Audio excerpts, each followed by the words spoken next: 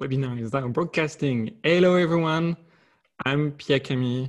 I'm going to be waiting a few seconds, a few minutes for everybody to start joining.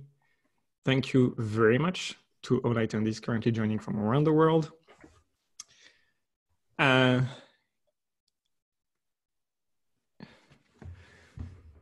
So I'm here joined with a few leaders of industry to comment on the current extreme pandemic that's happening all over Europe, and it's starting to affect obviously the United States after having quite a few weeks of impact already on China and Southeast Asia. We're going to be waiting a few minutes before we can start with everyone.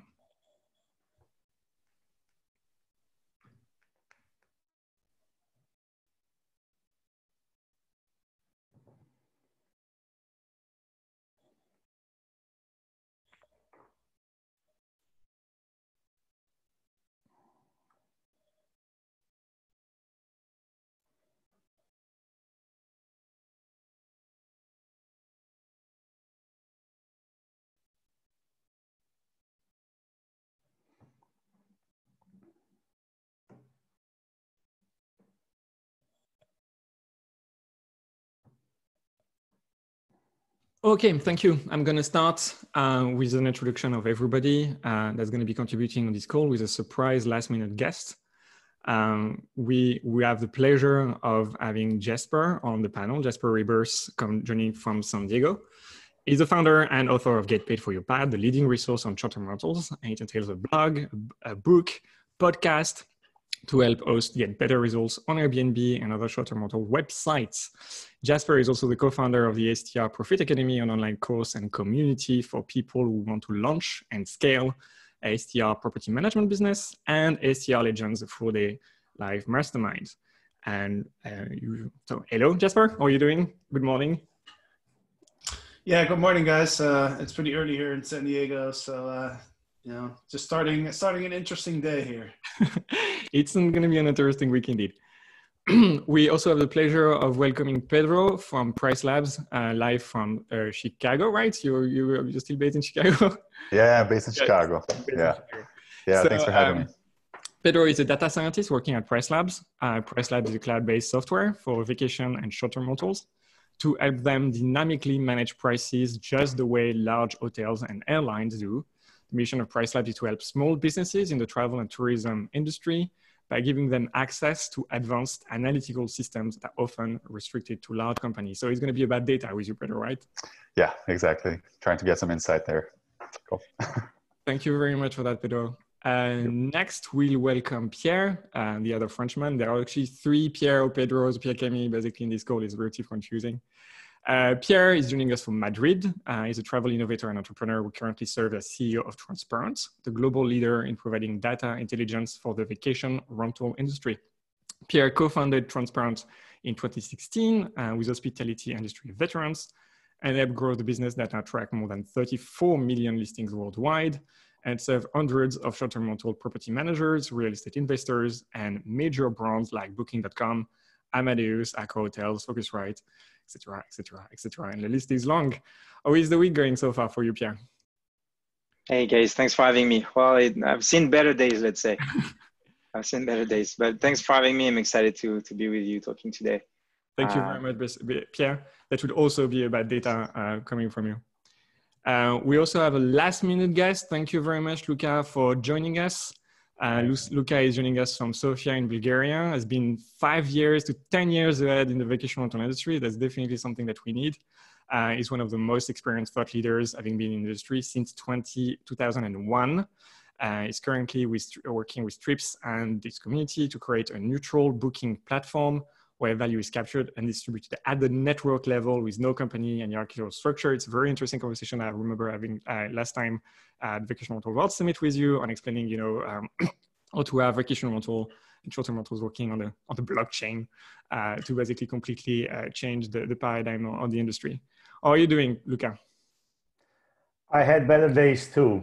And, yeah, that's going to be a pretty, that's going to be a pretty cool. But now that basically all the options have closed, I can't leave the country anymore, and basically, you know, state of emergency.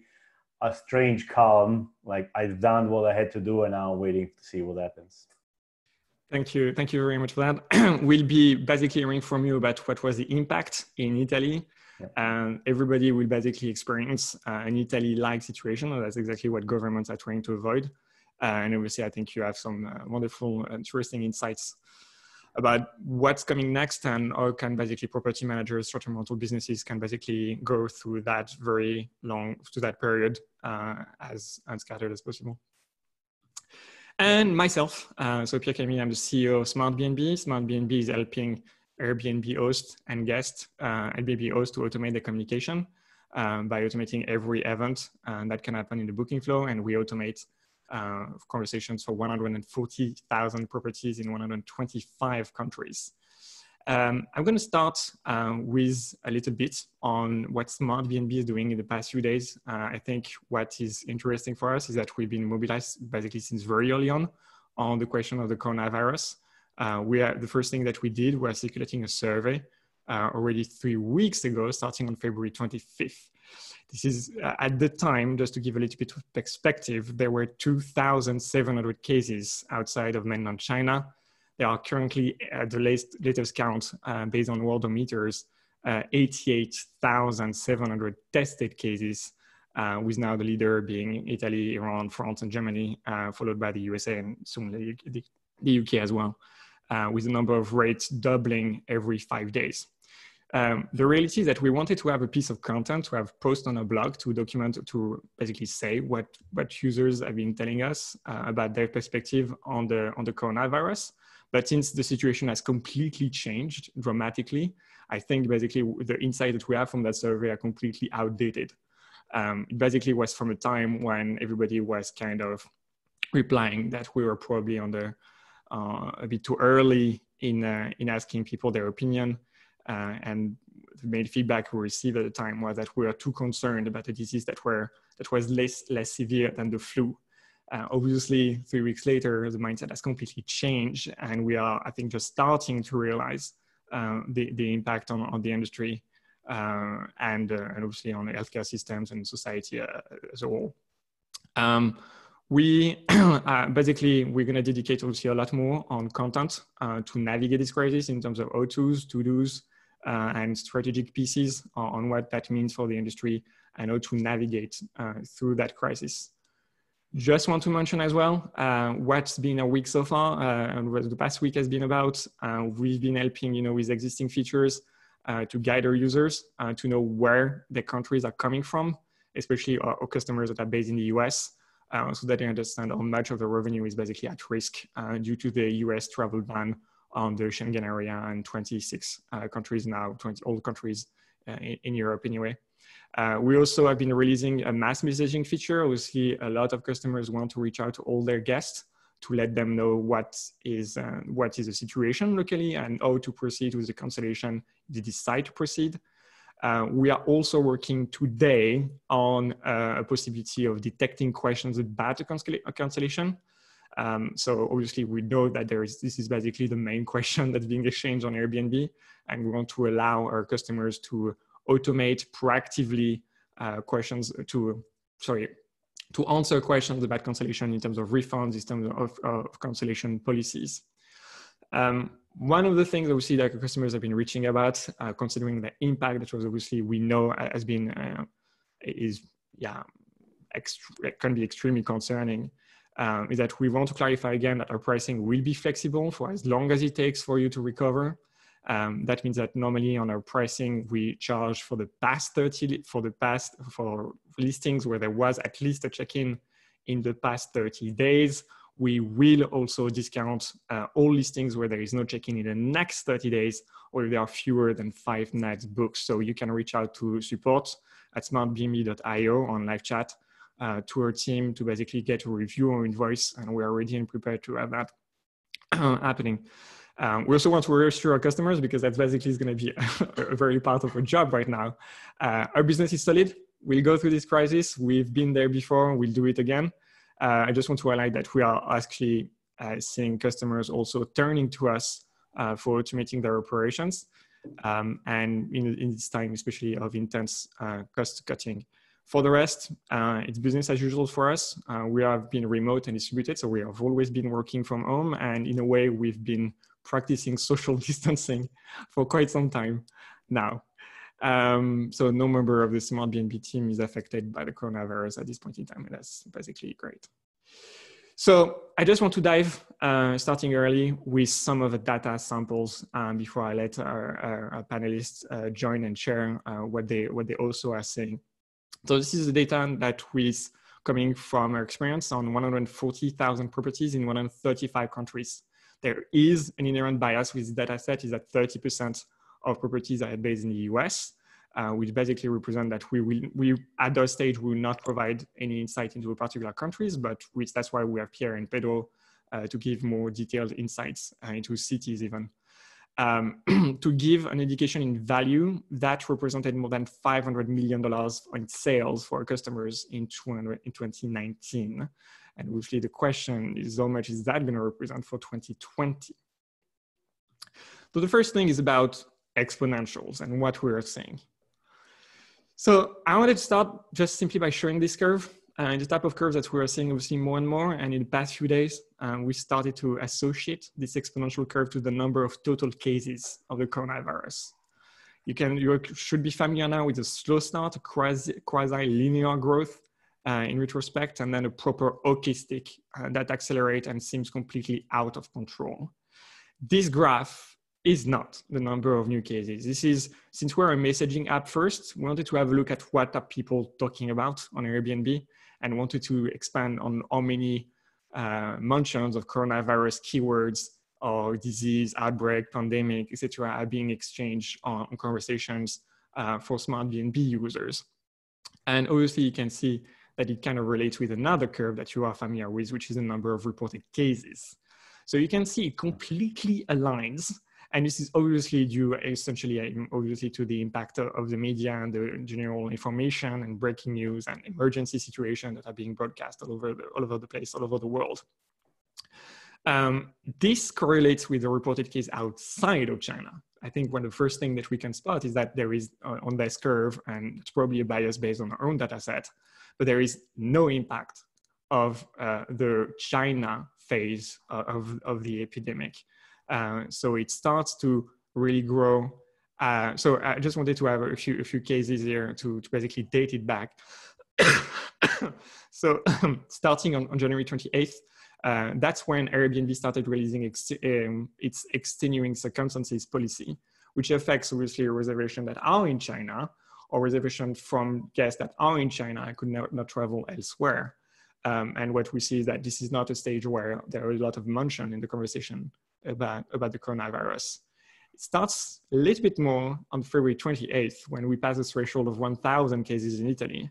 It expands and starts accelerating on March 8th or 9th, where you see 1,000 cases both in Germany and France, and we start imposing also a national quarantine in Italy. But obviously the hockey stick is the one you're familiar with, dealing immediately in the past week with the US travel ban, where you see a lot of activity obviously going on, mainly being, quite frankly, the only conversation. So on the right scale, you see the number of reported cases, which now is just a little bit under 90,000. And on the left side in pink, you can see the range and number of times this conversation is being the main topic of conversation between host and guest. New bookings, there are still some. That's almost a surprise at this point. We see a 50% drop compared to 2019 at this time. So we know now that's basically is incredible in its own right. Normally you see on the little peaks, so you see the little drops here. That basically is indicative of a weekend. That's not where people are usually booking. And you see basically that at this time of the year, especially in the Northern Hemisphere, we should be seeing an increase in the number of bookings. Actually, there is this little arrow that can kind of guide you into what is the normal market situation at this point. Obviously, it's going in a completely different one, and it's still going to be dropping, expected to still be dropping for the next few weeks. So we'd expect the number of reservations growing 25% in January, and instead we see a drop from this time last year that is immense.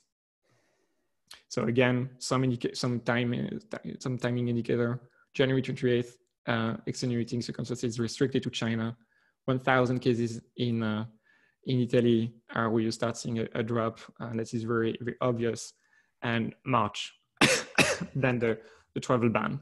So I think that's where you can start to see a little bit more the impact of extenuating the Chinese traveler, and that basically would no longer book. The impact is relatively immediate, including before there are cases outside of mainland China. It's actually very important, I think, to highlight this, because we're often, I'm very familiar with the fact that the prototype, the typical Airbnb traveler is generally a Chinese millennial, and that would travel in Europe or in the United States. What is my surprise is that it's not been affected travel earlier at the same scale that we obviously are seeing now. But there was already lost earnings as early as January because they were no longer booking in any case. The main driver here for the early days definitely was those extenuating circumstances and the effect in China. Cancellations, we've seen a few of those. That's what we're saying. So we have a worldwide data set, and this is basically what we show you here since the end of January until basically the 15th of April. So what we see here is a cancellation rate for reservations per the check-in date. So the way it reads is that on the 16th of March, today, 40% of all reservations that have been accepted once have been canceled. 40% is 4 times what we expect as a normal functioning market behavior. Traditionally, the historic situation is that the cancellation rate for short-term rentals is below 10%. Until a few weeks ago, that was still a bit higher than 10%. It was just barely 12%, but it was basically in the same order of magnitude. What you see is basically something extraordinary that is not known to have happened before, and is affecting absolutely everyone on the planet. So the cancellation rate doubled just last week and never stopped growing, and it will basically still increase. So because the reservations that are canceled on the right part of the bar today will be canceled, or some will be canceled, obviously, in the next few days. What is even more traumatic when you see at the numbers is basically the specific situation of the United States, where we're reaching a peak of 80% of cancellations, 80% of reservations that have been canceled. So it seems that at this point in time, as a result of the travel ban, a lot of the market, basically in the US, have been affected a little bit more than everybody else in the world, with exclusion, obviously, of the other affected areas in Europe. So that's some of the numbers we can show you at this point about new bookings, about cancellations, and about the conversation that are happening worldwide. It's basically going to follow exactly the same curve as the number of cases. We'll continue with Pedro and then with Pierre to receive their insights on their own metrics. I just wanted to say something. Obviously, you can have the Q&A button or the questions button on Zoom, where you can basically ask some questions, and Matthew will basically make sure to collect them and ask them to our panelists, so that you get a chance, obviously, naturally, to interact with us and ask question at the end of each panel. Thank you very much for that. Let's go to Pedro for PriceLabs.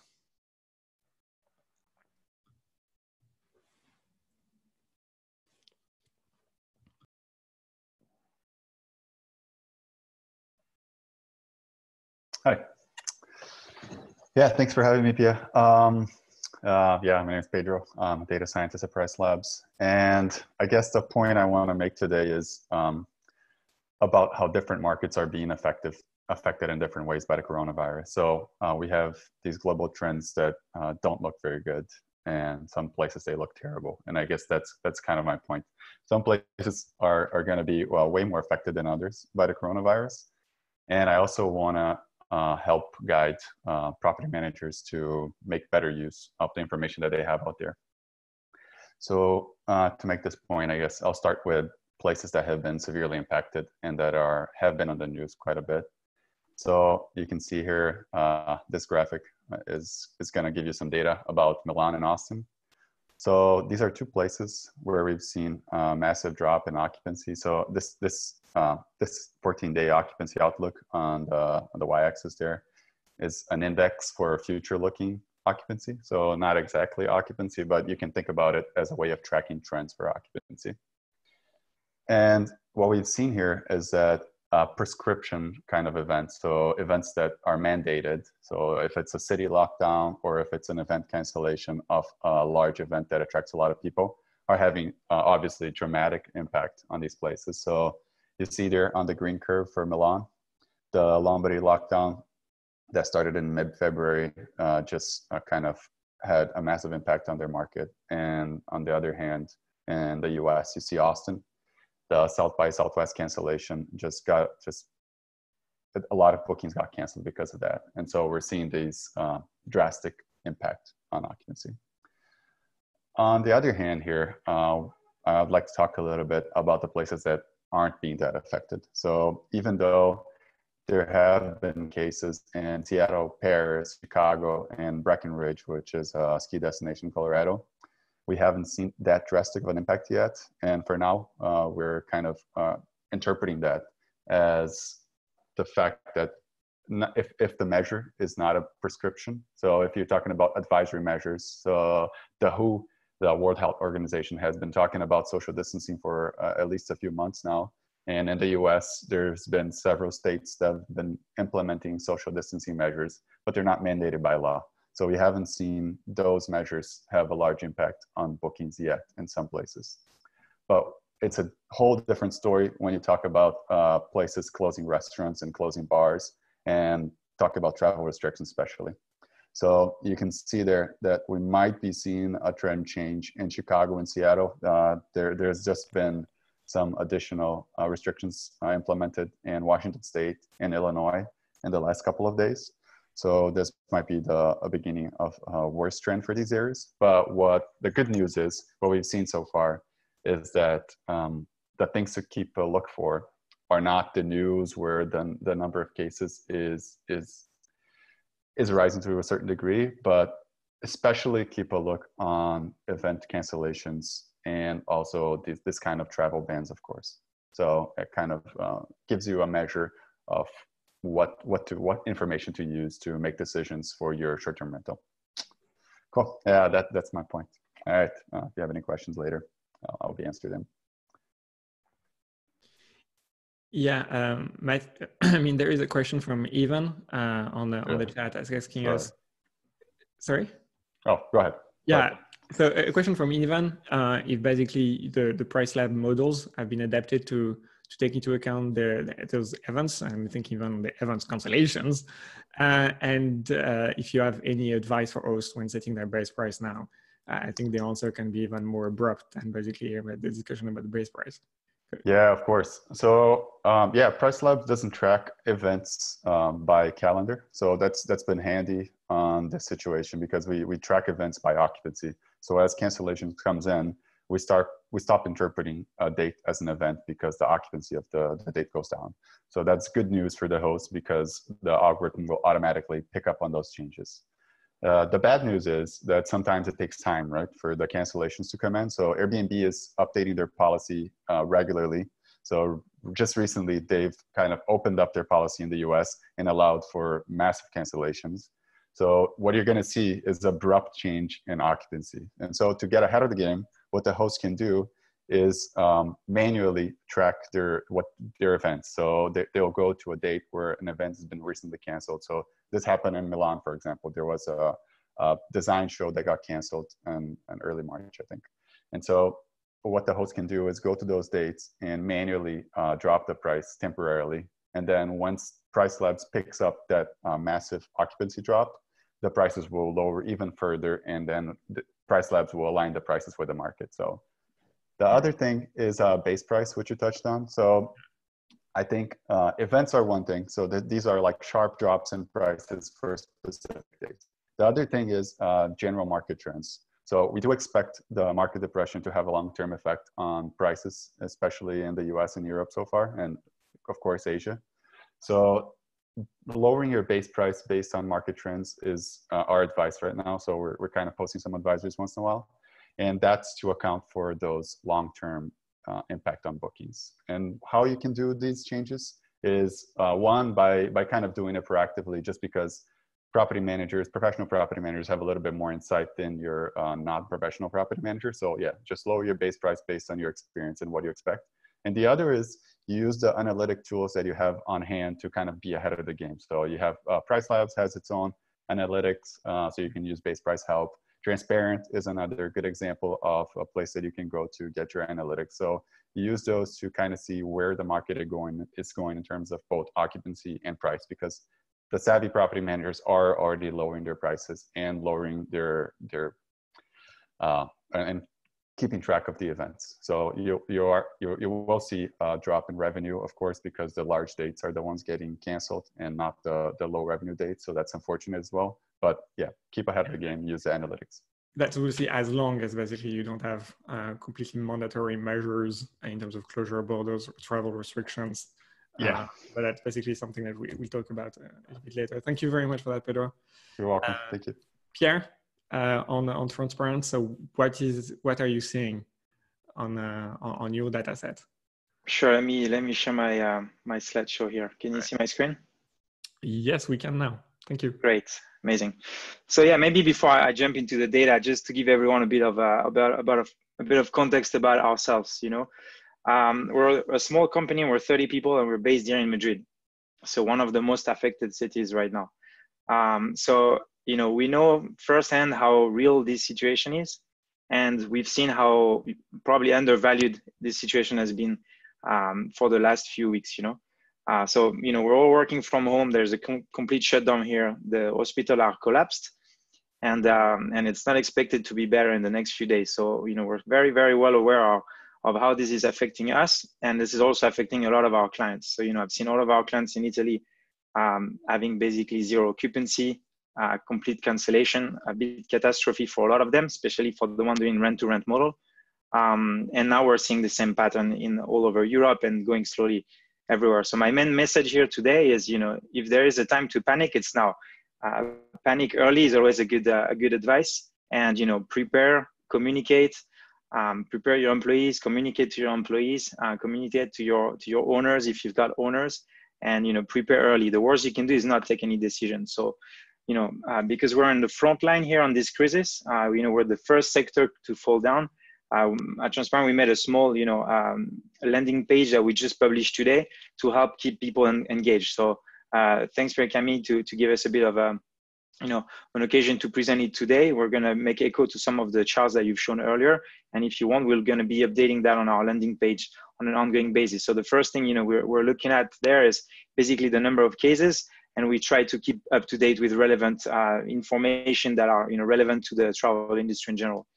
One thing I wanted to show that is not directly related to short-term rental, but it's a broader view, is the impact this crisis has had on the stock prices. So, you know, on the OTAs, well, Airbnb is not listed yet. It was supposed to be soon, but probably going to be postponed, unfortunately. You can see here how this has impacted the other stock price of the online travel agencies, you know.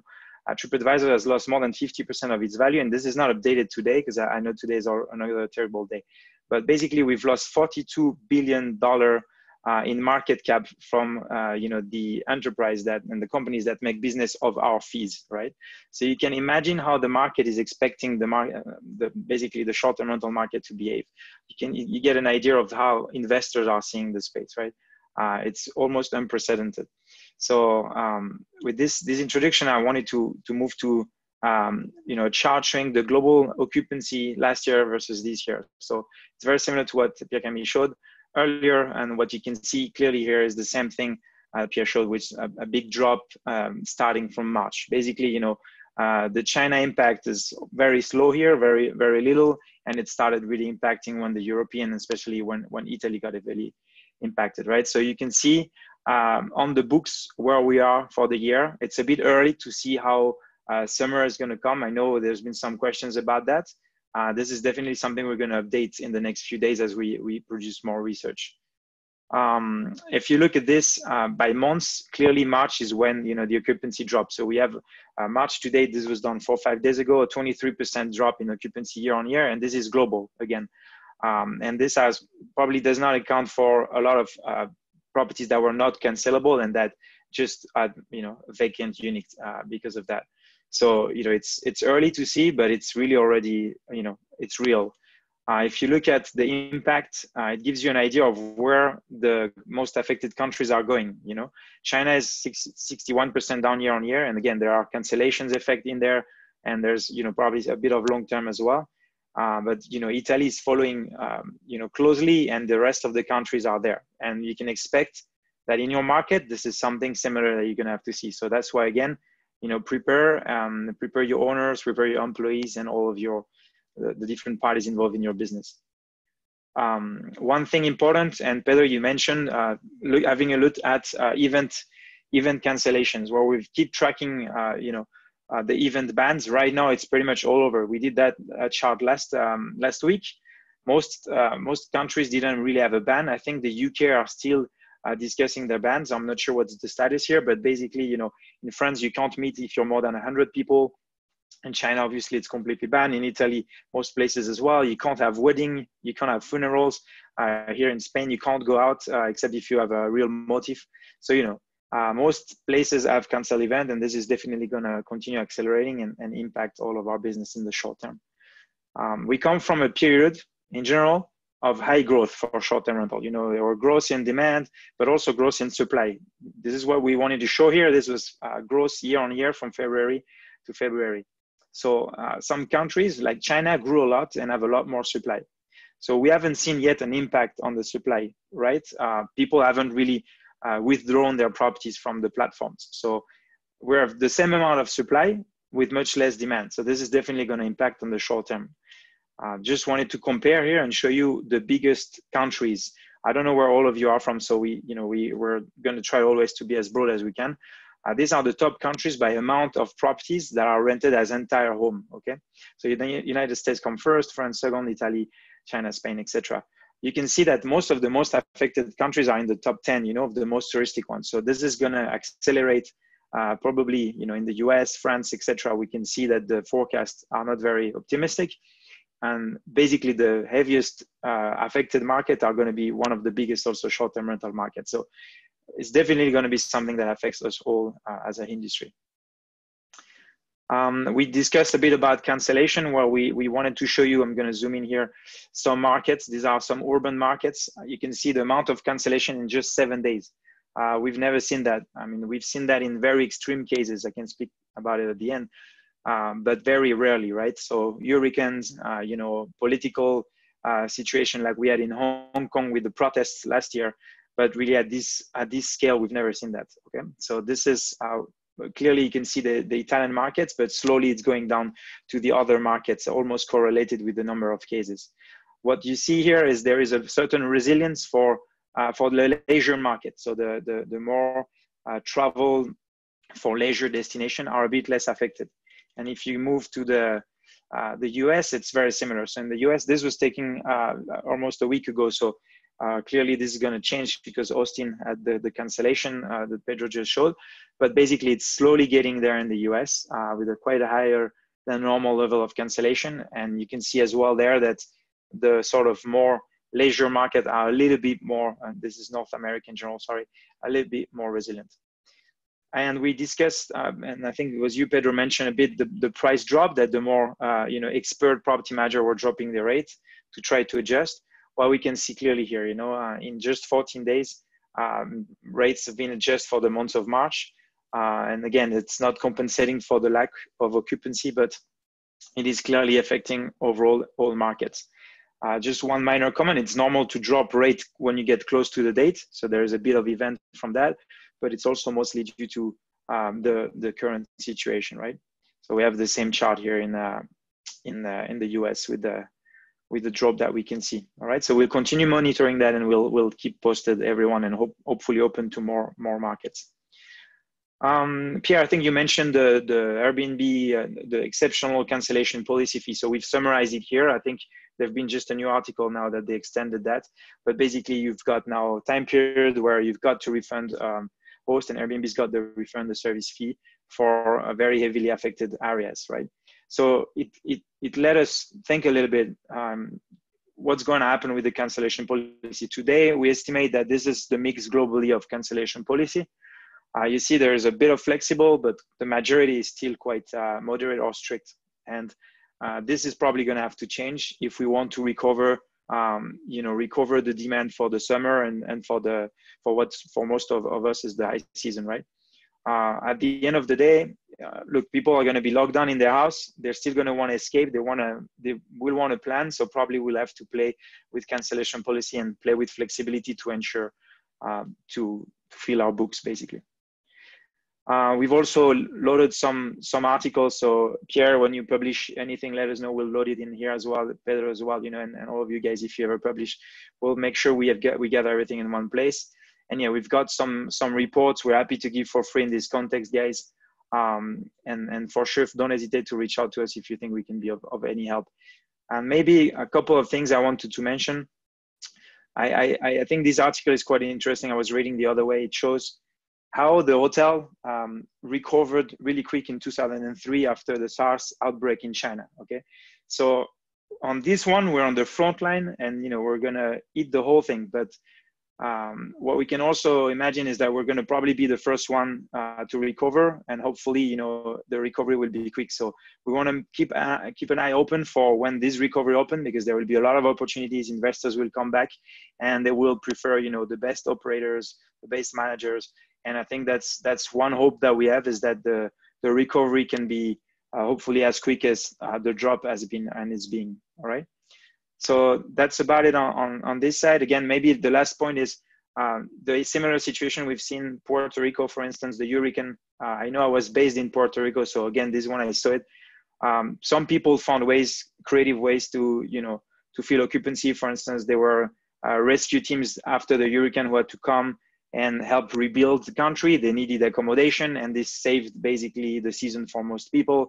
So looking out for new ways to, either do midterm rental and other alternatives can be one way. But basically, yes, looking out for creativity here and making sure to react the fastest as possible. So that's all about my part, guys. We'll try to update that as much as we can. And thanks again for putting us all together today.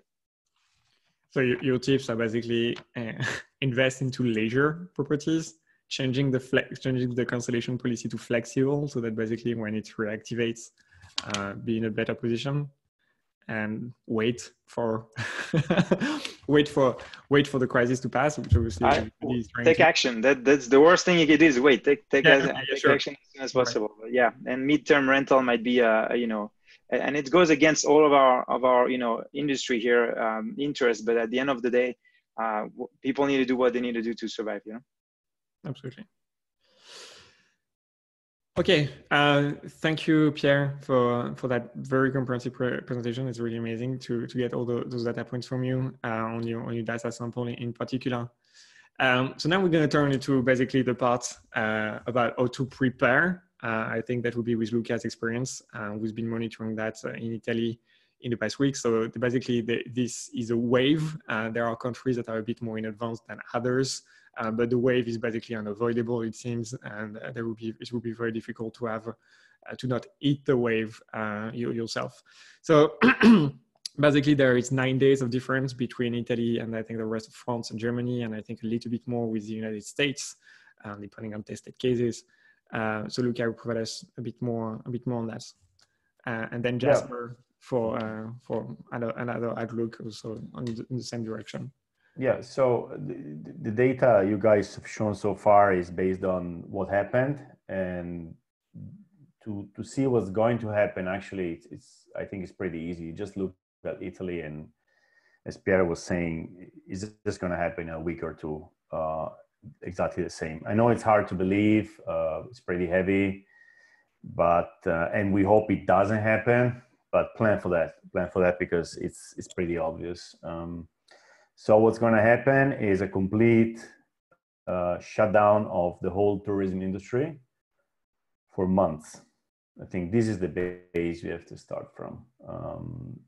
And I say this with a certain degree of confidence because I've gone through this in Italy. I've seen how people were in denial until it was too late. I remember, so basically I started following this thing very, very closely about mid of January, because I had to go to Thailand when Thailand was the second or third country, most affected country in the world. It had like 30 cases. It looked a lot at the time.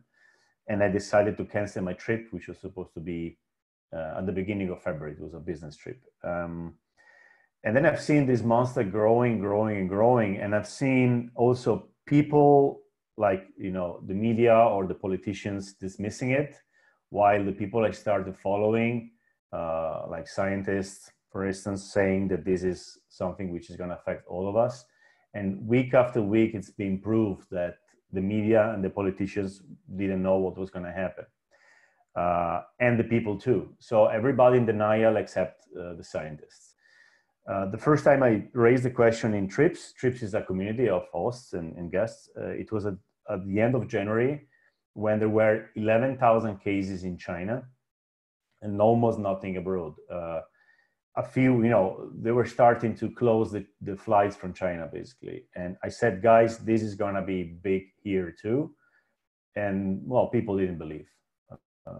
Then a month later, when we had our first lockdown in Italy, there were 77,000 cases in China and 2,400 total in the world.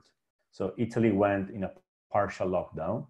And I remember writing in Facebook about, what happened in Italy and what could happen in your countries is that people started saying like, okay, I'm from Rome. There's nothing in Rome. There's only Milan. We live our life normally. Come to Rome.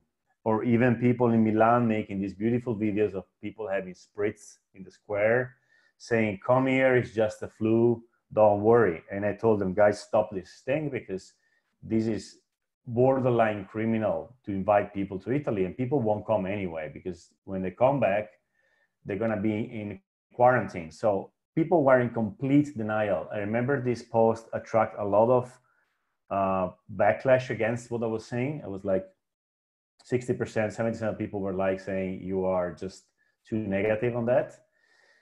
And yeah, actually that was when we had 6,800 cases worldwide. Okay, that's when we stopped counting China, because China was kind of out of the picture. So people go through stages of grief. They see what happens, they don't accept it, they get angry, they negotiate with it, they say it's just a flu, and finally they get to the acceptance mode, right? So people in Italy now have accepted it, and everybody is home. Okay, the sooner you accept this in every country you are from now, the better for you. It's going to be less painful, and you're going to have more time to adapt. I would say that goes beyond your job, it goes beyond your business. You have a responsibility for your people. For instance, if you have 2 people going to the office, I would strongly suggest to send them home to work. You're going to regret the decision to keep them in the office, because you're exposing them to getting sick and getting other people sick. And in your personal life, you should move too, I guess, because you're going to be locked down probably. So that's all I can tell you. Look at Italy, and this is going to be soon in your country. Don't look, as Pierre was saying at the beginning, don't look at the number of confirmed cases. This is almost not comparable, because the number of confirmed cases is how many cases have been tested. And as an extreme case, you can see the US, where there's been, until a week ago, there were like 500 tests. So we don't have to look at these numbers. We have to look at the models, and the models are talking about 500,000 or something, or whatever in US. And this is doubling every few days. My message is tourism is over in all the world for a few months. The sooner you accept this, the sooner you can start preparing for what's going to be next, and prepare also for what's going to be now. because we have a few months like this ahead, and we could do a few things. You were mentioning, well, we've seen in Italy, some people starting to say, can I book your apartment because I want to work from there? I can't work from my home anymore. I got kids at home and I cannot concentrate. And this is just what, 5 days or something for a total lockdown in Italy. So every day, more people are gonna need for an alternative place where to work from. It could be hotels, it could be apartments. So that's one possible way you can get, help the community, help your country, and also make some money because, companies can pay for that probably. Another thing we've seen happening in Italy is being national bookings. Like people start booking the beach in Italy from Italy, because sooner or later they're going to be able to move, but then they're not going to travel abroad. Like it may sound funny to you, like, and nobody wants Italians right now, and soon Italians will close the borders to other people because it just goes where the outbreak is strongest at the moment, right? Like China now is not accepting Italians or Europeans, I guess, because now we are infecting them, right? So in a Spanish will infect Italians or infect Italians. So it's going to be probably national. You can get bookings from people from your country. And the last thing I can say about that is that some people in Italy are starting to offer free accommodation to health professionals, nurses or doctors who have to move to the worst hit areas. They just say, okay, it's empty, just get it. That's one thing. And another thing is the government, I think a couple of days ago, started saying we're going to get hotels. I'm sure the word is like, we're going to force hotels to give us accommodation. We're going to pay for them. And there's also talk about forcing vacation rentals, short-term rentals, to house people working in the health service or quarantined. So you may start getting offers. You're going to be forced from the state to give your apartments, and hopefully to be paid, some money for that. So that's my very gloom outlook, but I strongly hope this doesn't sound too negative, and I strongly hope you have realized the situation we are in right now. There you are. I'm done. Thank you very much, Luca. That was no. I think you have to read the right thing. Obviously, this is probably the most important event of the decade, if not the first half of the century, based on, at least, hopefully, based on those impacts. So just to wrap up, basically, so in terms of pivots, that's basically offering your units for the people that are working from home. I just want to say that it's also on Facebook, on paid Facebook ads. It's also what we see now for Sonder, that basically is trying to list their properties for people that are working remotely, which is obviously a very big trend of this crisis. Watching for domestic bookings. I think at one point, people need a break. I think you when you've been on a lockdown, there is a lot of stress that also has to be involved. So going in a place that's a bit more remote from the city can actually help to kind of find a semblance of normal life. And it's interesting. So basically, on how states are going to react on basically the need for accommodation for self-quarantine people. That's what you were closing with. But also the healthcare workers that probably would have to travel. Is that what's happening currently in Italy? Is that people from the south of Italy that basically contribute to the north? No, mostly it's because they're working 12-hour shifts. They can't go home, and because they are probably infected or they're at risk of infection, they don't want to go home to infect their families, so they need a place to stay. Yeah. Okay. And usually they try to get something close to the hospital.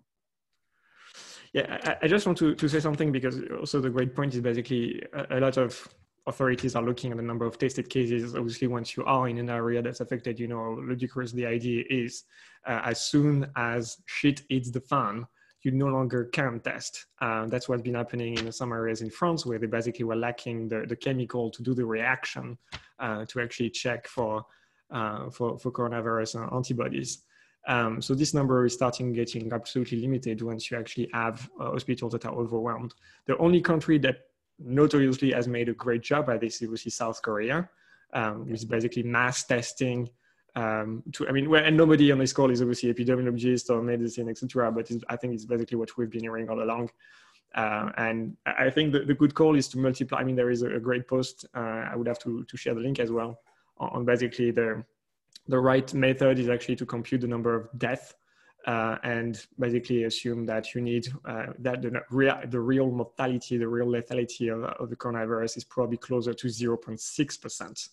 The problem is that the number of tested cases is so low because of the number of healthy carriers is so high that basically you still have a view of basically a mortality between 3 and 2%. So for example, I made the math yesterday for the UK to get the number of cases of death as they had yesterday. I don't know what it's going to be like today, but it basically has doubled anyway. Oh, there was an increment. Nonetheless, you need to have 200,000 healthy carriers. So the new situation is already outside of any kind of control. But anyway, thank you, Luca, for that. I mean, I think the best thing is to be prepared and to brace for impact. There's another aspect which is important. It's now almost sure. I mean, there's been even like yesterday there was a last study on this, because this virus stays on surfaces and it stays active. You need to clean your apartments differently. So it looks like it's staying at least 3 days on plastic and metal. So you can just clean it. You need to disinfect it too. And so you need to find out how to do that. Yeah, absolutely. Otherwise you cannot re-rent it basically. Yeah. And people will ask, in the long term, people will ask before booking, is this like a disinfected? Even in months from now, because once people go, once this really hits, you get shocked and you get phobic about this. And even in November or December or next year, people will want to know how you clean if you disinfect. So it's a good time to improve our cleaning, which is actually overdue in this industry anyway. So start doing proper cleaning for all apartments. It's not anymore about reviews. It's about, getting the customers at all. Yeah, very good point. Jasper, I think some positive insights. Well, just to add to the gloomy outlook, I totally agree with what Luca was saying. Unfortunately, I think we're going to be in this for a while. But my concern goes beyond the coronavirus, because we've been in an economic boom for a very long time. And I have some concern as well that this coronavirus is going to cause the worldwide economy to go into recession, which may even take like a year or two to get out, just like about 10 years ago. Not to scare anybody, but yeah, that's another consideration. But I think the most important thing right now is for everybody in the space to sit back and go back to the drawing board and figure out what the plan is going to be for the next couple of months. Nobody knows how long is this going to take. I listened to Joe Rogan. There's this virus expert who was saying it could take like 6 to 9 months. Some people are saying, the summer, the heat is going to help. Nobody knows how long it's going to take, but even after the coronavirus is gone, I think there's still going to be a long-term effect, especially if the economy goes into recession. So I think you have to go back to the drawing board and first ask yourself the question: do you want to stay in short-term rentals right now, or do you want to pivot to a different model, right? Whether that is medium-term accommodation, like, for example, I have a place in Colombia, and Colombia just shut down the borders. Now, if I can find somebody who wants to rent my place for 2 or 3 months on the sublet, or even if somebody wants to rent it for 6 months or a year, I'd be open to that. And I might actually focus on finding somebody. So that's a different model, right? We talked about workspaces. I can imagine that a lot of people might be worried about working from home if they have kids, or maybe they have elderly people in the home. Those people want to work somewhere where they can't infect anybody else, right? Myself as well, and a lot of people that I've spoken to, their main concern is actually not getting the virus for their own health concerns. It's mostly like, hey, I don't want to pass it on to my parents or my children or, you know, other friends or family that you have. So I think that could be a model as well. But I think what's important is to really decide now what you want to do, because you want to be ahead of the curve. So if you are going to stick with short-term rentals, you're going to have to adopt a strategy that is going to work in a low demand, high supply environment, right? So it's a similar strategy that you would use if you are new. If you're a new host, you have a new listing, you know, you have to compete with listings that already have a lot of reviews, they have a lot of customers, etc. So what you do in that situation is, you know, you focus on just getting bookings. You don't worry too much about how much money you're making in the first couple months. I think that's a strategy that you want to adopt now if you want to stay in short-term rentals, because honestly, like, the worst thing that can happen is that you lose occupancy. Because when you lose occupancy, then, I mean, obviously everyone's going to lose some occupancy, but the problem is if you don't get any bookings, then you're also dropping in the search results, and it's a downward slope, right? And so if you're staying in short-term rentals, you're gonna have to do whatever it takes to keep people in your places, right? To get bookings, even if you have to cut the price dramatically. You know, I'd say reach out to friends and family, let them know that you're offering a deal. I think you want to adjust your marketing as well. Number one, you want to think about the concerns that people have right now. Everyone's concerned about cleanliness, and people are concerned about supplies, right? So you want to market in your listings. You want to let people know what are you doing to make sure that your home is clean. And you know, if you were lucky enough to get your hands on a lot of toilet paper and stuff like that, you definitely want to market that, because people when they travel right now, they do not want to go to supermarkets and busy spots, right? Crowded places. So I think you have to think about your marketing. Somebody already mentioned that what I see in my communities is that the new bookings are all coming from locals, right? Or at least driving distance. People don't want to jump on planes right now, right? But people do want to get away, especially people who are in the big cities. If they work from home, they might as well, instead of staying in a crowded city, they might as well go and stay at a little vacation rental somewhere in the mountains or somewhere on the beach. So here in San Diego, we're seeing some of our hosts are seeing actually a lot of new bookings from people that live pretty close by, you know, maybe an hour, 2 hour drive. So I think you want to adjust your marketing to speak to those people, right? So now if you usually get international travelers, you know, you want to change your marketing, your title, your descriptions, the photos that you're putting in as the first couple in your listing. You want to focus on the people that are nearby, right? So for example, free parking, right? It's going to be something that you want to market heavily, right? Because people are going to come in by car. So I think those are sort of the shifts that you want to the shift that you want to implement if you're going to stay in short-term rentals. I think there's going to be demand for midterm rentals. I actually have some friends that reached out to me yesterday who they live together, but one of the people they live with is more vulnerable because of a health issue that person has, and so they don't want to risk the health of their friend. So they're looking for a place to live for 2 or 3 months. So I think there's going to be people that are looking for that midterm accommodation. We talked about nurses. Now that could be a category as well. Whether you want to offer your place for free depends, of course, on your financial position. I know a lot of people, in our communities are dependent on their Airbnb income. People that have long-term leases, that are doing the master lease model, obviously they have to pay the rents.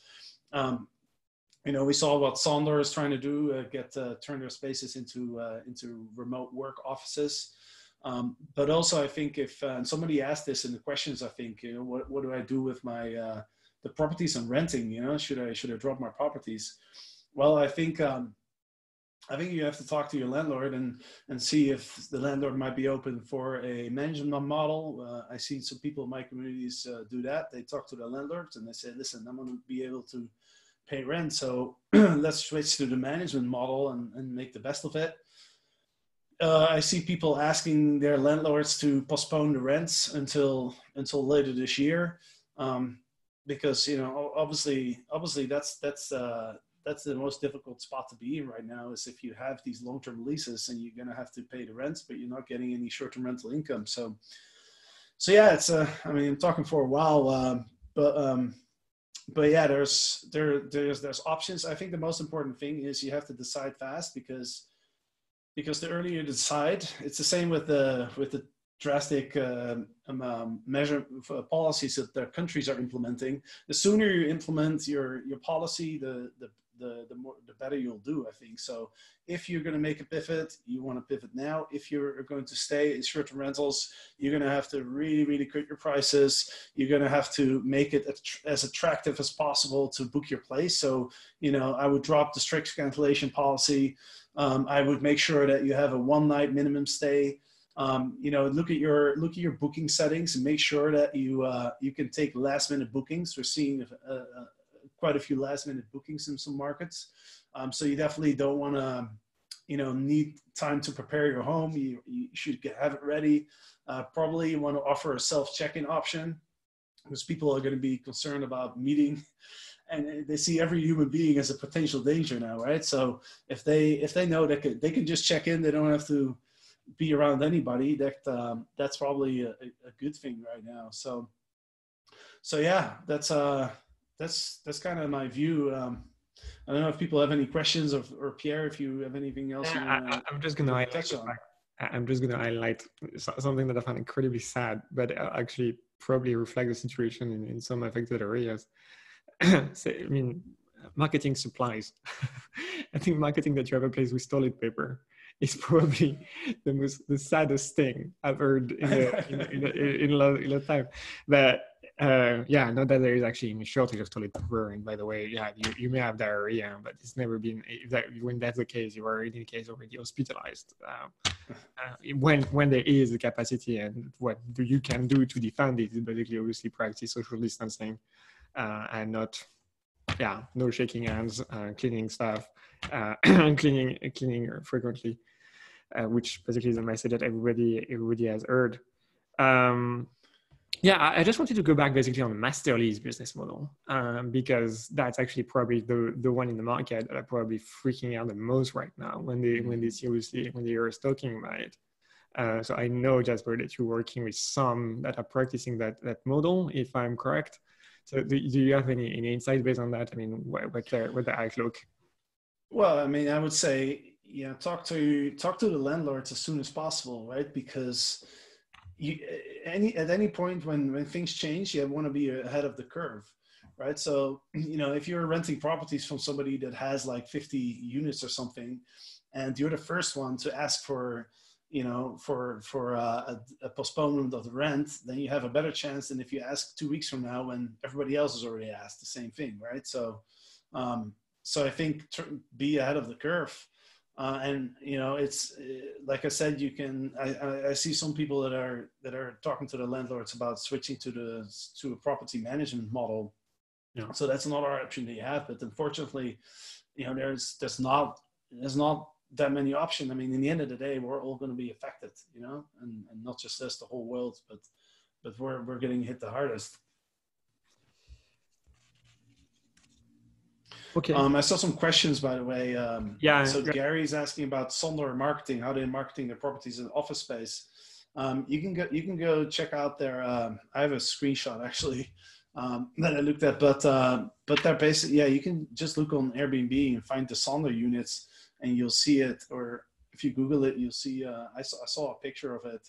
Yeah, I think on Facebook groups you can see that basically Airbnbs that are basically taking screenshots on mobile. They basically are investing right now quite significantly, it seems, to pivot to the co-working space, distributed co-working. I think that's also the end of the WeWork model. I mean, it's not, they had a great time in the past year, but I think basically the model you described, obviously, long leases, and basically the arbitrage model, a master lease model, basically is the same that was practiced by WeWork. So it's not exactly, or it's not at all in the case of short-term rentals, but it's interesting to see as a development, and basically to short-term rentals, urban in particular, trying to move into that space to still be able to generate a bit of revenue. Yeah, totally. And Rashid is asking, should we lower our prices for the following months? I think so, because the point is, like, you have to keep getting some bookings in, because that will help you to rise in the search results, right? So yeah, and I mean, honestly, like this is not gonna be a case of a couple months where we see a decline in bookings and then we're back to normal. I don't think that's the case. This is gonna have a longer term effect, like some of the other people mentioned. So, you know, right now, like, my focus for my properties is I just want to get people in. You know, if I'm not going to make a lot of money for the next like 3 to 6 months, that's fine. But I want to get people in there, because the last thing I want is my property to be empty. So occupancy at any cost. Yeah, I think it's not a happy message, but no, it's not a happy message, but it's basically what you're saying, and I think that's probably what people don't want to hear, but I think that's what they need to hear. There's something about prices which also has been happening in Italy. I mean, in the discussions, careful with lowering your prices too much, because there's a certain moment when it opens again, right? So everybody will want to come, and probably that's when you can sell actually even more expensive. So it's really hard to time the market in this case. So like Italy again, the next month or two is probably whatever price, even if you do €1 a night, nobody will come. But when this stops and people after months being locked in the home, they want to travel, maybe there's going to be more requests than offer, more demand than offer. So okay, lowering the prices in the really short term, careful, because there may be in the longer term a very good period in which people will pay a lot. So just careful about that. It's not clear how it's going to move. Yeah, to your point, Luca, our recommended strategy right now is it's doing a discounting based on both booking window and occupancy. So you kind of take advantage of what you're saying. So you don't want to drop prices too far in advance, but if it's within like a 30-day window, you want to start dropping prices gradually and based on your own occupancy. So even when this crisis is past the peak and bookings start coming in, the prices will adjust automatically and you'll pick up those bookings with the higher value.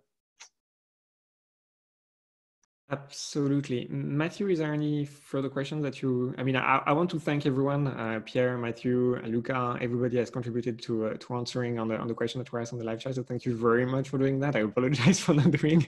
I'm trying to follow with some notes and questions to ask again. Matthew, I think.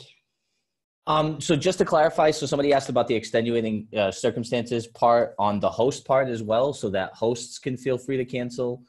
If any of those issues arise, does anybody have anything to touch upon that based on their experience? I think there is a sensible case for it, obviously, but the reality is that right now it's not like, when it was still, I think, in the Chinese phase of the epidemic, there was this kind of prejudice that could be on everyone that was coming from China. But I think now it's a worldwide pandemic. It's not like, you can decide that some guests are going to have a higher profile. Obviously, a risk profile, in terms of epidemic. I think that what needs to be repeated here is basically clean your property correctly. Luca said, rightly so, that the virus can actually stay active on surfaces for a longer time than you think. I think the CDC has found that it was lasting up to 9 days. So I know this, by saying that, is freaking out a lot of people. But I would ask you really to research and check, and that's definitely one of the things that we're going to do at Smart BNB as well on that. But it's definitely in a case to stay safe and protected. It's not about the risk profile of the guest. It's basically a measure that everyone has to take individually, and that's again, the same social distancing and cleaning your hands. That is very annoying to repeat, but it's basically three of us I've experienced now being in lockdown properly area. I can assure you that your mindset changes very quickly to this is annoying. I'm not going to be spending a lot of time on washing my hands for 30 seconds because let's be honest, we didn't do that in January. To all of a sudden actually freaking out because I'm receiving this delivery and that guy, I don't want to touch the hand, or basically having spontaneously this kind of behavior when you receive a delivery and you have to have that basically by the door and you don't want basically to have any kind of contact. So it basically gets in the mind very, very quickly. So yeah, I think the canceling on the host part would probably, I would say, is a bad move in most circumstances. If there is a guest that's traveling right now, you probably want to ask them to secure, just just that extra booking that your competition will not. I want to talk about something that's basically a relatively new development, and was a question that also was asked by Carol. Obviously, so now Airbnb has an extenuating circumstance policy that's applicable worldwide for just about any reservation. And they basically, every Airbnb guest now is presented with a window to basically say that you can cancel, get a full refund, and basically including sending those automated messages about, I'm sorry, I have to cancel this reservation due to the incident in name of the city. What's your perspective on that? Because Airbnb is literally now burning their cash and basically trying to be proactive about cancellations for their guests. Luca, I mean. Yeah, sorry. Could you repeat the question? Because I was looking for a video where they say Airbnb is not only... Airbnb is now proactively advertising to guests that they can't cancel free of charge. And yeah, do you think it's the right move? Do you think that's... It's the right move. I mean, when doing the rest, the other thing, which is keep traveling because nothing happened, is basically criminal. So people should stay home. That's it for the next month. There's no way around that. So Airbnb, I don't know about the cancellation policy, where the money should go. I see a question about 70%, 30%. Yeah, that could be discussed. That's a good thing. But Airbnb saying people, if you want to cancel, you can cancel. So helping them to take the decision to stay home from a health point of view, it's a sensible thing to do. On the other hand, I was looking for this video where somebody says that it looks like Airbnb is not refunding the whole money to the guests, but is giving coupons for a part of it.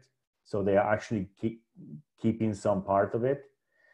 And I'm going to look for it after I stop talking. So one thing which I want to say is showing that every booking we get through the OTAs, Airbnb or others, they decide basically everything. So there was a contract between us and the customer, which was like a certain cancellation policy.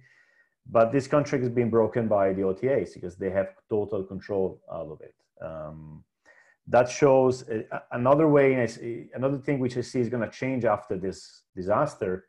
Is we're going to see how OTAs really are.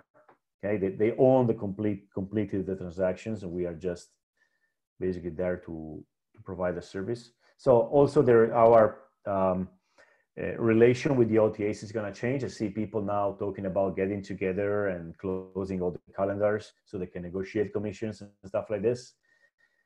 Yeah. Okay, so just to wrap up on some ideas to close that call. Basically, what we've heard is basically changing to flexible, being focused on cleaning flats and disinfecting properly to make sure that you can actually have that as an argument. If you are hosting in more of a leisure area that's available by drivers, including local, you may have a better shot at this. The one segment that's going to be the hardest would likely be urban short-term rentals, but it's also probably the one that's going to recover quickly and more spectacularly when that may in next few weeks, month, the situation is back to normal. The situation then is probably for some of you that can do is basically to try and pivot to have an offering for people that are working from home. So basically broadcasting that kind of message. When the crisis really hits, prepare maybe for some, basically force the states forcing you to host people in self-quarantine for healthcare workers. That's basically what Luca was saying.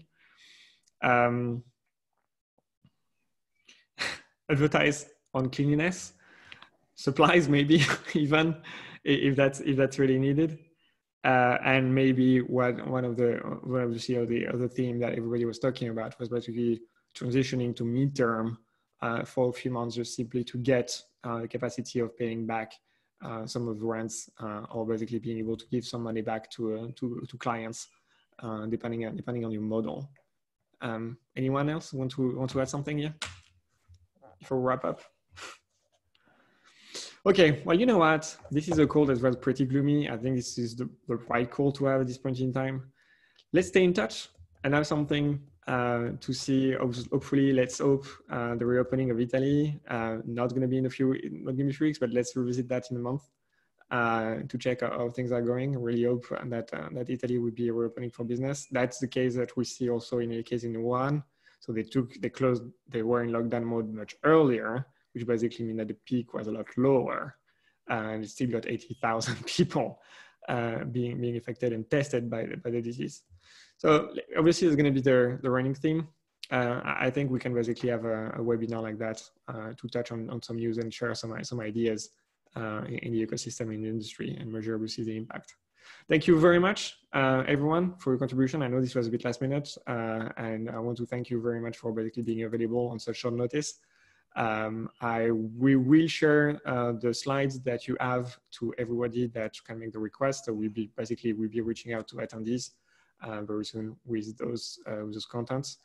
Thank you very much, everybody, and stay safe, stay healthy, and thank you. Really clean your hands. Thanks, guys. Be safe. Bye-bye. Bye. Thank you. Bye. Thanks, guys. See you. Bye-bye.